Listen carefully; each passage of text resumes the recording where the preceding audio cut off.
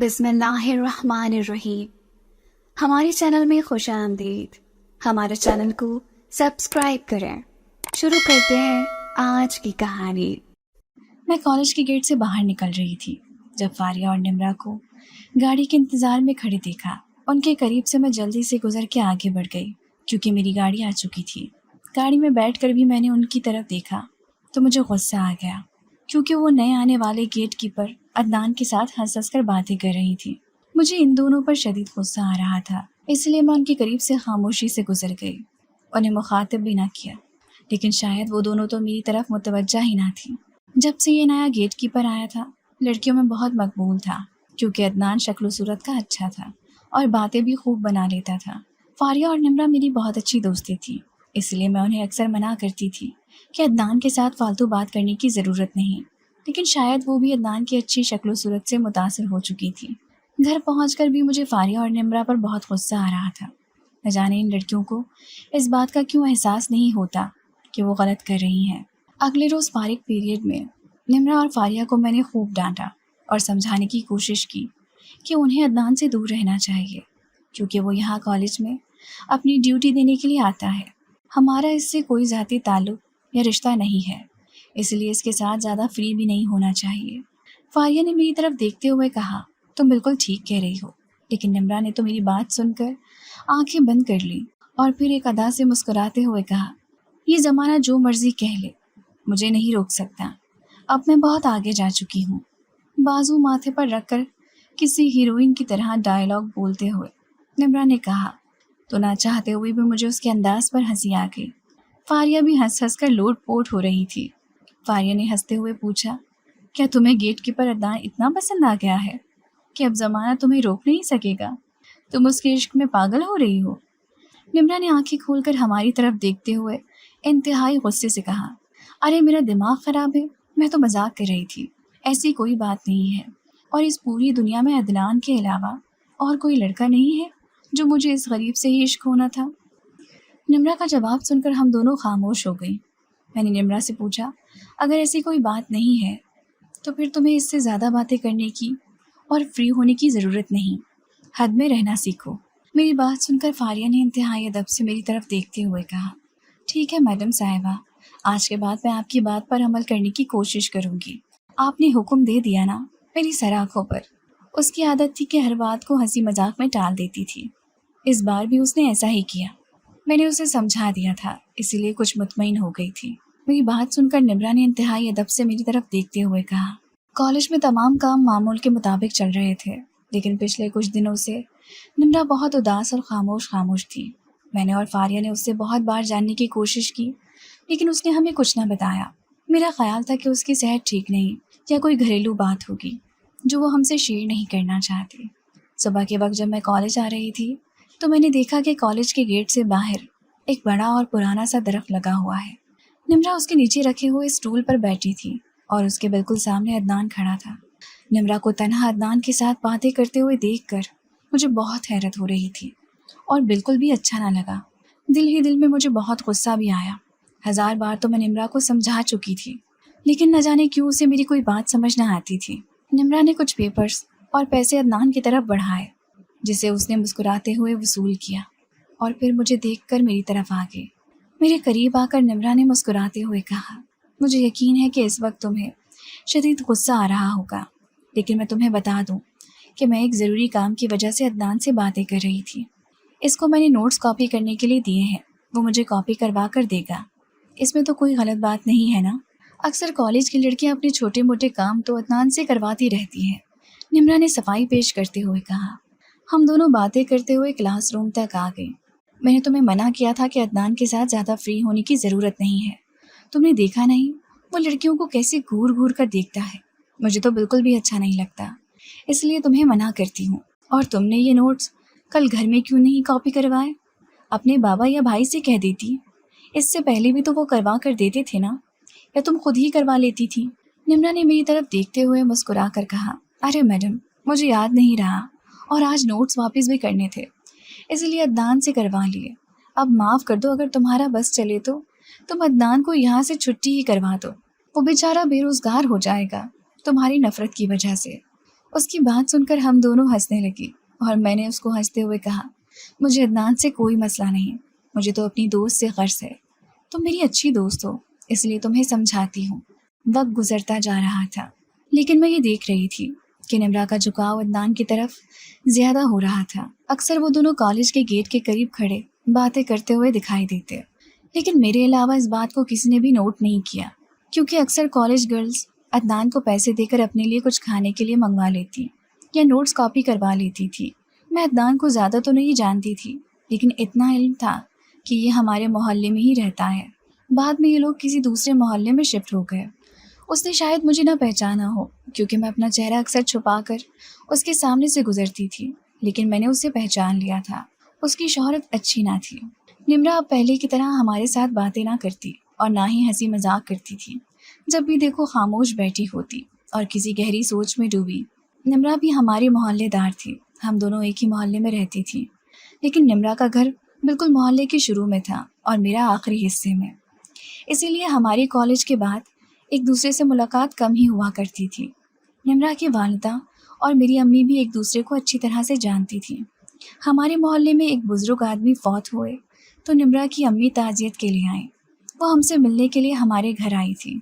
امی اور آنٹی ایک دوسرے کو اچھی طرح سے جانتی تھی، اسی لیے دونوں باتیں کرنے کے لیے بیٹھ گئے۔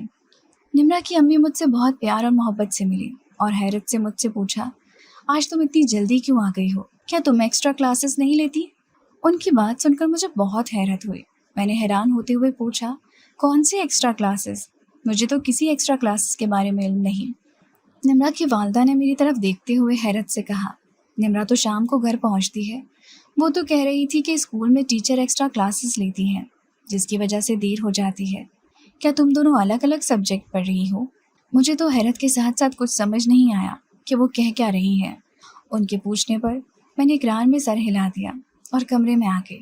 میرا دل بہت اداس ہو گیا، نہ جانے کیوں مجھے کچھ غلط ہونے کا احساس ہو رہا تھا۔ اگلے روز کالج میں نمرا مجھ سے ناراض تھی، میری طرف دیکھ بھی نہیں رہی تھی۔ میں اس سے پوچھنا چاہتی تھی کہ وہ گھر کیوں دیر سے جاتی ہے، لیکن وہ مجھ سے دور دور رہ رہی تھی۔ آخر مجھے موقع مل ہی گیا اور میں نے اس سے حیرت کا اظہار کرتے ہوئے پوچھا، ہمارے کالج میں کون سی ایکسٹرا کلاسز ہوتی ہیں یا تم کہاں پر ایکسٹرا کلاسز لینے کے لیے جاتی ہو؟ کل تمہاری امی مجھ سے پوچھ رہی تھی۔ میرا سوال سن کر نمرا نے میری طرف دیکھتے ہوئے غصے سے کہا، اگر تمہیں نہیں پتا کہ میں ایکسٹرا کلاسز لینے کے لیے کہاں جاتی ہوں، کون سی ٹیچر کے پاس پڑھتی ہوں، تو اس کا مطلب یہ نہیں کہ میں جھوٹ بول رہی ہوں یا مجھے ہر بات کے لیے تمہاری اجازت کی ضرورت ہوگی۔ میری اپنی زندگی ہے، میں جو کرنا چاہوں کر سکتی ہوں، تمہیں مداخلت کرنے کی ضرورت نہیں۔ نمرا کا لہجہ اور الفاظ بہت تکلیف دہ تھے۔ میں حیرت سے آنکھیں کھولے اس کا چہرہ دیکھنے لگی جس پر شدید غصے کے اثرات دکھائی دے رہے تھے۔ اپنی حیرت کو کنٹرول کرتے ہوئے میں نے دھیمے لہجے سے پوچھا، ایسی کیا بات کہہ دی ہے میں نے جو تمہیں بری لگی؟ اگر بری لگی ہے تو میں تم سے معذرت کرتی ہوں، لیکن تمہیں مجھے بتانا ہوگا کہ تم گھر دیر سے کیوں جاتی ہو۔ انتہائی غصے سے میری طرف دیکھتے ہوئے نمرا نے جو کچھ کہا وہ میرے لیے ناقابل یقین تھا۔ ہم دونوں بچپن کی سہیلیاں تھیں، لیکن اس کے الفاظ سن کر مجھے زمین و آسمان گھومتے ہوئے محسوس ہونے لگے۔ تم اپنے کام سے کام رکھو، مجھ پر توجہ دینے کی ضرورت نہیں ہے، اور نہ ہی میں یہ ضروری سمجھتی ہوں کہ تمہیں اپنے بارے میں بتاؤں۔ میں جو کچھ کر رہی ہوں یا جو کچھ کرنا چاہتی ہوں اس کے لیے مجھے تمہاری اجازت کی ضرورت نہیں، اور تمہیں میری جاسوسی بھی نہیں کرنی چاہیے۔ یہ کہتے ہوئے وہ غصے سے چلی گئی۔ نہ جانے میں کتنی دیر وہاں پر کھڑی رہی اور اس کے الفاظ پر غور کرتی رہی۔ وہ ایسی تو نہ تھی، نہ جانے کیوں مجھ سے اتنی بدظن ہو گئی۔ اس کے رویے کی وجہ سے نہ چاہتے ہوئے بھی میری آنکھوں میں آنسو آ گئے۔ میں نے اسے کبھی کوئی غلط بات نہ کہی تھی۔ ہمیشہ میری کوشش ہوتی تھی کہ ہم خوش رہیں، ایک دوسرے کے ساتھ اچھا وقت گزاریں۔ فاریہ بھی نمرا کے رویے کی وجہ سے بہت حیران تھی، کیونکہ وہ ہم سے بالکل ہی الگ ہو گئی تھی۔ اب کلاس میں بھی ہمارے ساتھ نہ بیٹھتی بلکہ ہم سے دور دور ہی رہتی۔ میرے مخاطب کرنے پر بھی وہ مجھے نظر انداز کر دیتی، تو میں نے بھی اسے بلانا چھوڑ دیا۔ لیکن اتنی پرانی دوستی ختم ہو جانے کی وجہ سے میں بہت اداس تھی۔ میں نہیں جانتی تھی کہ وہ کن کاموں میں لگ چکی ہے۔ میرے سمجھانے اور منع کرنے کی وجہ سے ہی وہ مجھ سے ناراض ہوئی۔ اگر مجھے اس بات کا علم ہو جاتا تو میں اس کی ناراضگی کی پرواہ نہ کرتے ہوئے بھی اس کے ساتھ ساتھ رہتی۔ نمرا نے ہمیں بالکل ہی نظر انداز کرنا شروع کر دیا اور پڑھائی میں بھی وہ بالکل اچھی نہ رہی۔ میں اسے کئی بار عدنان کے قریب کھڑے دیکھ چکی تھی۔ سب کی نظروں سے بچ کر عدنان اسے کبھی کچھ کھانے کے لیے لا کر دیتا تو کبھی کچھ۔ ان دونوں کو ایک ساتھ دیکھ کر مجھے بہت تکلیف ہوتی۔ ایسا نہ تھا کہ کالج کی باقی لڑکیاں عدنان سے کوئی کام نہ کہتی تھیں، بلکہ وہ خود ہی بہت سی لڑکیوں کے چھوٹے چھوٹے کام کر دیتا تھا۔ وہ گیٹ کیپر تھا، اس کا کام گیٹ پر کھڑا ہونا تھا، لیکن وہ کالج کے اندرونی حصے میں بھی بہت سے کام دیکھ رہا تھا، جس سے کالج کی انتظامیہ اس سے بہت خوش تھی۔ لیکن وہ مجھے ایک آنکھ نہ بھاتا تھا۔ میں جب بھی اس کے قریب سے گزرتی تو میری طرف دیکھ کر ضرور مسکراتا تھا۔ مجھے اس کی اس مسکراہٹ سے بھی نفرت محسوس ہوتی تھی۔ ایسا تو ہو ہی نہیں سکتا کہ نمرا نے اسے میرے بارے میں کچھ نہ بتایا ہو۔ مجھے اس بات کا پورا یقین تھا کہ نمرا نے اسے ضرور بتایا ہوگا کہ اس کی دوست الینا اسے پسند نہیں کرتی، لیکن وہ جب بھی مجھے دیکھتا مسکرا کر دیکھتا۔ ہمیشہ اس کی نظروں میں میرے لیے ایک طنز بھی ہوتا تھا جو میں محسوس کر سکتی تھی۔ ہو سکتا ہے کہ کسی اور کو نہ محسوس ہوتا ہو۔ مجھے ایسا لگتا تھا کہ وہ مجھ سے کہنا چاہتا ہے کہ تمہارے منع کرنے سے بھی تمہاری دوست کو کوئی فرق نہیں پڑا۔ اس کا یہ رویہ بھی مجھے بہت تکلیف دیتا تھا۔ آج نمرا نے کالج سے چھٹی کی تھی۔ اس کی نئی دوستوں سے میں نے اور فاریہ نے پوچھا تو انہوں نے لا علمی کا اظہار کیا۔ وہ نہیں جانتی تھی کہ نمرا نے آج چھٹی کیوں کی ہے۔ کالج سے واپس آ کر میں نے کھانا کھایا اور کچھ دیر آرام کرنے کے لیے لیٹ گئی۔ شام کا وقت تھا جب نمرا کی اماں انتہائی پریشان حالت میں ہمارے گھر پہنچی۔ انہیں اس وقت اپنے گھر دیکھ کر میں بہت حیران ہوئی۔ مجھے دیکھتے ہی وہ رونے لگی اور روتے ہوئے کہا، تم کب کالج سے آئی ہو؟ آج نمرا ابھی تک گھر نہیں آئی۔ ہم نے کالج سے پتہ کیا تو وہ کہتے ہیں کہ نمرا تو آج کالج ہی نہیں آئی، بلکہ وہ چھٹی پر ہے۔ آنٹی کی بات سن کر مجھے ایک دھچکا لگا۔ اپنی حیرت پر قابو پاتے ہوئے میں نے جلدی سے کہا، کالج والے بالکل ٹھیک کہہ رہے ہیں، آج نمرا چھٹی پر تھی، وہ تو کالج پہنچی ہی نہیں۔ میری بات سن کر آنٹی نے تکلیف کی شدت سے آنکھیں بند کر لی۔ ایسا لگ رہا تھا کہ وہ زمین پر گر جائیں گی۔ میری امی نے آگے بڑھ کر انہیں تھام لیا اور قریب رکھی ہوئی کرسی پر بٹھا دیا۔ اپنے بے ترتیب ہوتے ہوئے سانسوں کو قابو کرتے ہوئے آنٹی نے کہا، یہ تم کیا کہہ رہی ہو الینا؟ نمرا تو صبح گھر سے کالج ہی گئی تھی، اس کے بعد ابھی تک واپس نہیں آئی۔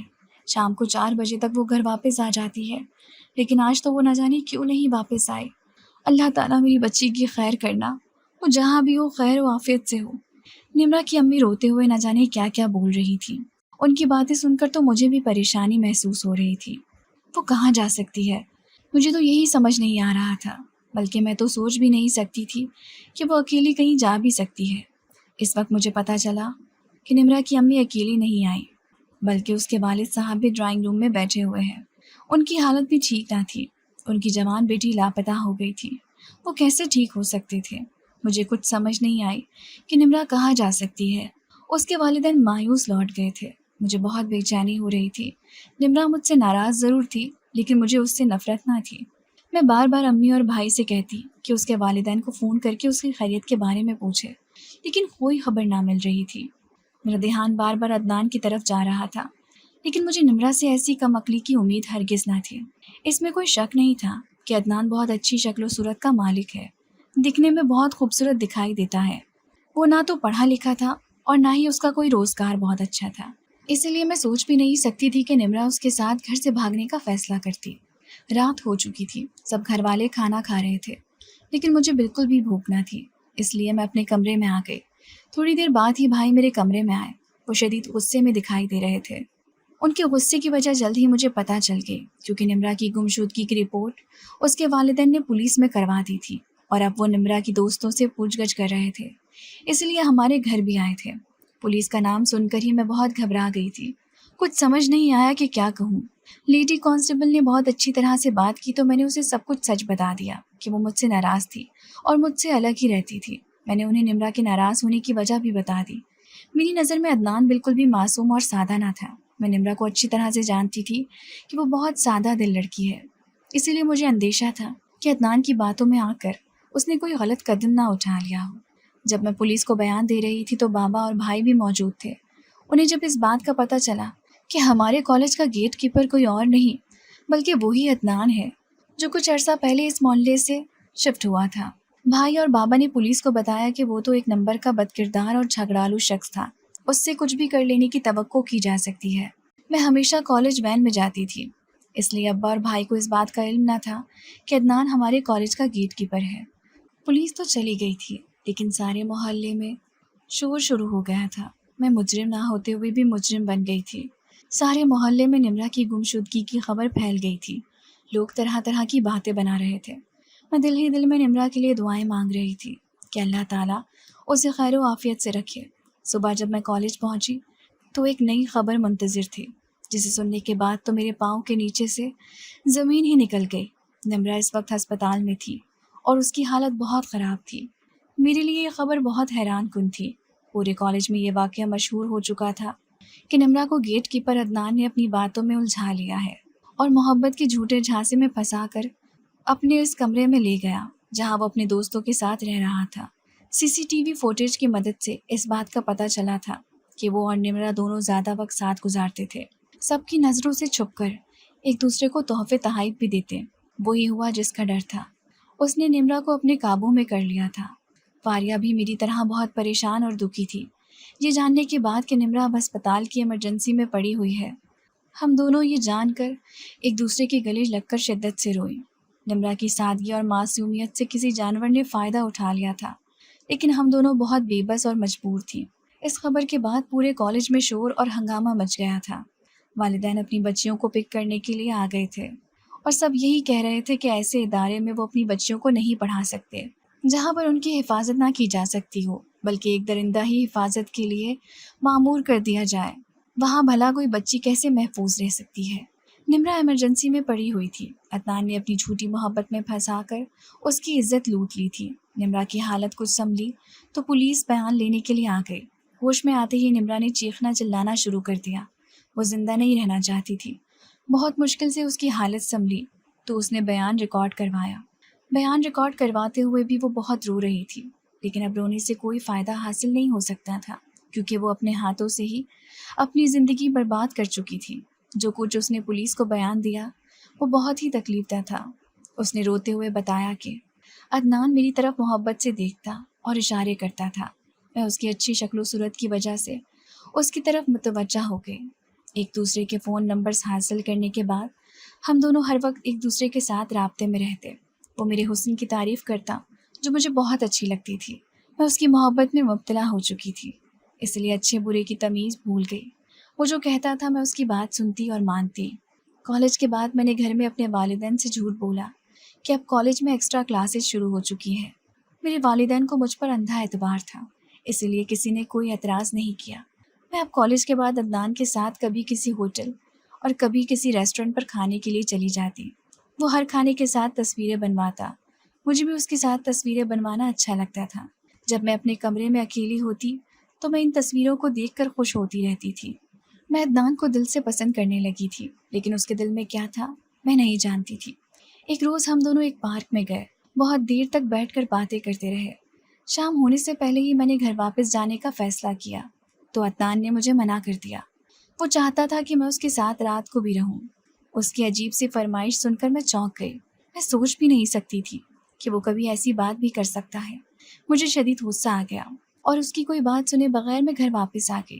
گھر آ کر بھی مجھے چین نہیں آ رہا تھا۔ میں عدنان کو کیا سمجھ رہی تھی اور وہ کیا نکلا۔ ابھی کچھ ہی دیر گزری تھی کہ میرے موبائل فون پر عدنان نے وہ تصویریں بھیجنا شروع کر دی جو ہم نے ایک ساتھ بنائی تھی۔ شاپنگ مال اور مختلف ہوٹلز اور ڈھابوں پر بنائی گئی تصویریں دیکھ کر تو میری آنکھیں پھٹی کی پھٹی رہ گئی۔ میں نے اسے میسج کے ذریعے پوچھا کہ یہ سب تصویریں وہ کیوں بھیج رہا ہے، جس پر اس نے مجھے کال کیا اور کہکا لگاتے ہوئے کہا، اگر تم نے میری بات ماننے سے انکار کیا تو میں یہ تصویریں تمہارے گھر والوں کو بھیجوا دوں گا، بلکہ پوری دنیا کو دکھا دوں گا۔ اس کا نیا روپ دیکھ کر تو میں ڈر گئی تھی۔ میں سوچ بھی نہیں سکتی تھی کہ وہ میرے ساتھ ایسا بھی کر سکتا ہے۔ میں تو اسے دل و جان سے پسند کر رہی تھی اور میں نے سوچ لیا تھا کہ میں امی سے اس کے بارے میں بات کروں گی۔ وہ اب مجھے مجبور کر رہا تھا کہ میں اس کی ہر خواہش پوری کروں، جو کہ میرے لیے ممکن نہ تھا۔ میں اس کے سامنے بہت روئی اور منتیں کی کہ وہ سب تصویریں ڈیلیٹ کر دے، کیونکہ میں نے اس سے محبت کی تھی، اسے چھوڑنا نہیں چاہتی تھی، اسی لیے اس کے سامنے روتی اور گڑ گڑاتی رہی۔ ایک روز اس نے مجھے اپنا موبائل فون دکھایا اور کہا کہ میں نے سب تصویریں ڈیلیٹ کر دی ہیں اور مجھے اپنی غلطی کا احساس ہو گیا ہے۔ تم بہت اچھی لڑکی ہو، اگر میں تمہاری محبت سے منہ موڑ لوں تو مجھ سے بد نصیب کوئی نہ ہوگا۔ میں نے بھی سوچ لیا ہے کہ تم سے ہی شادی کروں گا۔ اس کی بات سن کر مجھے بہت خوشی ہوئی۔ وہ سیدھے راستے پر آ گیا تھا۔ اس سے بڑھ کر بھلا میرے لیے اور کیا بات ہو سکتی تھی۔ ایک بات کی مجھے پریشانی ضرور تھی کہ کسی گیٹ کیپر سے رشتہ بناتے ہوئے اماں اور ابا کو اچھا نہ لگے گا، کیونکہ عدنان زیادہ پڑھا لکھا بھی نہیں تھا۔ لیکن مجھے کسی کی کوئی پرواہ نہ تھی۔ میں نے سوچ لیا تھا کہ اگر امی ابا راضی نہ ہوئے تو میں زبردستی انہیں راضی کر لوں گی۔ ایک بار پھر میں عدنان کی جھوٹی باتوں میں آ گئی۔ میرے دل میں اس کے لیے بہت محبت تھی، اسی لیے اس کا روپ نہ پہچان سکی اور اس کے بہکاوے میں آ گئی۔ جس روز یہ واقعہ ہوا تھا اس روز کالج میں وقت سے پہلے پہنچ گئی تھی۔ ابھی طلبہ کی تعداد کالج میں نہ ہونے کے برابر تھی۔ عدنان نے جوس پینے کے لیے دیا، جسے پینے کے بعد مجھے کچھ سمجھ نہیں آیا کہ میرے ساتھ کیا ہو رہا ہے۔ ہر چیز دھندلی دکھائی دے رہی تھی۔ میں اپنے آپ میں نہ تھی۔ وہ مجھے اپنے ساتھ موٹر بائک پر بٹھا کر لے گیا۔ ہم سارا دن گھومتے رہے، لیکن شام سے پہلے وہ مجھے اپنے کمرے میں نہ لے کر جانا چاہتا تھا۔ وہ کمرہ اس نے ایک محلے میں کرائے پر لیا ہوا تھا، جہاں اس کے 2 اور دوست بھی رہتے تھے۔ وہ مجھے لے کر مختلف مقامات پر گھومتا رہا۔ آہستہ آہستہ میرا نشہ کم ہو رہا تھا، جو کہ اس نے کھانے کی چیز میں ملا کر مجھے دیا۔ شام سے کچھ پہلے ہی میں نے عدنان سے کہا کہ مجھے اپنے گھر واپس جانے دے۔ میری بات سن کر وہ مسکراتا رہا، اور پھر جب کچھ اندھیرا پھیل گیا تو مجھے اپنے کمرے میں لے گیا۔ نشے کی وجہ سے میرا جسم پہلے ہی بہت کمزور ہو چکا تھا۔ میں اس کے سامنے بہت مزاحمت کرتی رہی، لیکن وہ تو شیطان بن چکا تھا۔ میرے چیخنے اور چلانے پر محلے کے لوگ متوجہ ہوئے تو وہ مجھے چھوڑ کر بھاگ گیا۔ محلے کے ہی لوگوں نے مجھے ہسپتال پہنچایا اور پھر میرے والدین کو اطلاع پہنچائی گئی۔ نمرہ زاروں قطار رو رہی تھی، بلکہ کسی سے آنکھ بھی نہیں ملا رہی تھی۔ وہ مر جانا چاہتی تھی۔ بار بار ڈاکٹر کو ایک ہی بات کہہ رہی تھی کہ اس کا علاج نہ کیا جائے، بلکہ اسے چھوڑ دیا جائے تاکہ وہ مر جائے۔ لیکن ڈاکٹر تو مسیحا ہوتے ہیں، کسی کو مرنے نہیں دیتے، ہر ممکن کوشش کرتے ہیں کہ مریض کو صحت یاب کرتے ہیں۔ نمرہ کے مل جانے پر میں بہت خوش تھی، لیکن ہر شخص کی زبان پر سنائی دینے والی کہانی میرے لیے بہت تکلیف دہ تھی۔ بہت مشکل سے ابا سے اجازت لی تاکہ میں ایک بار نمرہ کو دیکھ لوں۔ نمرہ میری بچپن کی سہیلی تھی۔ ابا اور اماں بھی اسے اچھی طرح سے جانتے تھے۔ وہ دونوں بھی آج بہت دکھی دکھائی دے رہے تھے۔ اگر کوئی اور موقع ہوتا تو شاید مجھے کبھی بھی ابا سے گھر سے باہر نکلنے کی اجازت نہ ملتی، لیکن نمرہ انہیں اپنی بیٹیوں کی طرح ہی عزیز تھی، اسی لیے نہ چاہتے ہوئے بھی انہوں نے مجھے اجازت دے دی۔ میں اماں کے ساتھ ہسپتال آ چکی تھی اور انتظار کر رہی تھی کہ مجھے نمرہ سے ملنے کی اجازت دی جائے۔ نمرہ اب بھی پاگلوں کی طرح چیخ رہی تھی۔ جب میں کمرے میں داخل ہوئی تو مجھے دیکھ کر اونچی آواز سے رونے لگی۔ میں نے اسے گلے لگا لیا اور تسلی دی۔ روتے ہوئے نمرہ نے مجھ سے کہا کہ تم بالکل ٹھیک کہتی تھی، لیکن عدنان کی محبت میں مجھے کچھ دکھائی نہیں دیا اور میں نے تم سے دوستی ہی ختم کر دی، کیونکہ مجھے اچھا نہیں لگتا تھا کہ کوئی عدنان کو برا بھلا کہے، لیکن میں نہیں جانتی تھی کہ تم میرے فائدے کے لیے ہی کہہ رہی ہو۔ میں نے سمجھانے کی کوشش کی کہ جو کچھ ہو چکا ہے اسے بھول جاؤ، لیکن وہ کچھ بھی سننے سمجھنے کے لیے تیار نہ تھی۔ عدنان تو بھاگ گیا تھا۔ پولیس اس کو پکڑنے کے لیے جگہ جگہ چھاپے مار رہی تھی، لیکن وہ ابھی تک پولیس کے ہاتھ نہ لگا تھا۔ نمرہ کی حالت سنبھل نہیں پا رہی تھی۔ وہ جب بھی ہوش میں ہوتی تو چیخنے لگتی، خود کو بچانے کی کوشش کرتی۔ میں اس کے لیے دل میں بہت تکلیف محسوس کرتی تھی۔ آنٹی اور انکل تو بالکل مرجھا کر رہ گئے تھے۔ انکل تو نمرہ کو دیکھنے کے لیے ہسپتال بھی نہیں جاتے۔ آنٹی ہی صرف منہ چھپا کر گھر سے باہر نکلتی اور ہسپتال پہنچ جاتی۔ نمرہ کی چھوٹی بہنوں کو اسکول سے بھی اٹھا دیا گیا، بلکہ وہ خود ہی اسکول جانا پسند نہیں کرتی تھی۔ سب لوگ انہیں تانے دیتے اور برا بھلا کہتے۔ یہی وجہ تھی کہ اس کی دونوں چھوٹی بہنیں روتے ہوئے گھر واپس آ گئیں اور پھر اسکول نہ جانے کا فیصلہ کر لیا۔ نمرہ کی صحت کچھ بہتر ہوئی تو اسے ہسپتال سے چھٹی مل گئی اور گھر منتقل کر دیا گیا۔ نمرہ کے والد صاحب تو اسے دیکھنے کے بھی خواہش مند نہ تھے، اب بیمار رہنے لگے تھے۔ جب نمرہ ہسپتال سے گھر شفٹ ہوئی تو اگلے ہی روز اس کے والد صاحب کو ہارٹ اٹیک کا شدید جھٹکا لگا، جس سے وہ جان کی بازی ہار گئے اور اس دنیا سے چلے گئے۔ یہ سب کچھ نمرہ کی وجہ سے ہوا تھا۔ وہ خود کو اس کا ذمہ دار سمجھ رہی تھی۔ اس کے دونوں بھائی جو ابھی ناسمجھ اور چھوٹے تھے، انہیں بھی محلے کے لوگ بہت باتیں سناتے۔ باپ کے مرنے پر تو ہر کوئی اسے قاتل اور بد کردار اور نہ جانے کیا کیا کہہ رہا تھا۔ وہ یہ سب الزامات سنتی رہی۔ اس کی ذہنی حالت پہلے ہی ٹھیک نہ تھی۔ لوگوں کی باتوں اور رویوں نے اسے اور دل برداشتہ کر دیا۔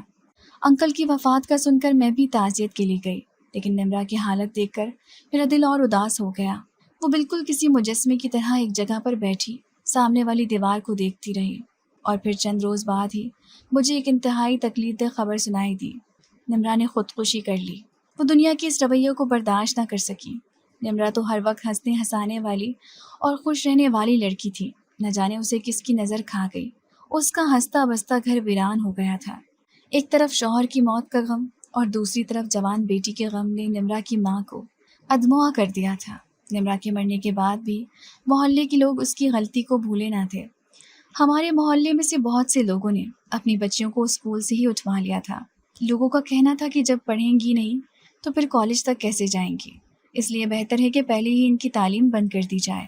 میرے گھر والے بھی یہی چاہتے تھے، لیکن میں ابا کے سامنے سر جھکا کر کھڑی ہو گئی اور انتہائی پر اعتماد لہجے سے کہا کہ آپ کو اپنی تربیت پر یقین ہونا چاہیے۔ میں کبھی بھی کوئی ایسی حرکت نہیں کروں گی جو میرے لیے یا آپ کے لیے شرمندگی کا باعث بنے۔ میری بات سن کر ابا کچھ مطمئن ہو گئے، میرے سر پر ہاتھ رکھتے ہوئے دعا دی اور کہا کہ مجھے یقین ہے کہ تم کبھی میرا سر جھکنے نہ دو گی۔ میں نے ابا کو نمرا اور عدنان کے بارے میں سب سچ سچ بتا دیا۔ انہیں یہ بھی بتایا کہ میں نے نمرا کو کتنا روکنے کی کوشش کی تھی، لیکن شاید اس کی قسمت میں یہی سب کچھ لکھا تھا۔ میری تمام والدین سے التجا ہے کہ اپنی بچیوں پر نظر رکھا کرے۔ ان کی ہر سرگرمی کا علم والدین کو ہونا چاہیے تاکہ کسی بھی ایسے واقعات سے بچا جا سکے، اور یہ تبھی ممکن ہے جب والدین اپنی اولاد پر کڑی نظر رکھیں گے۔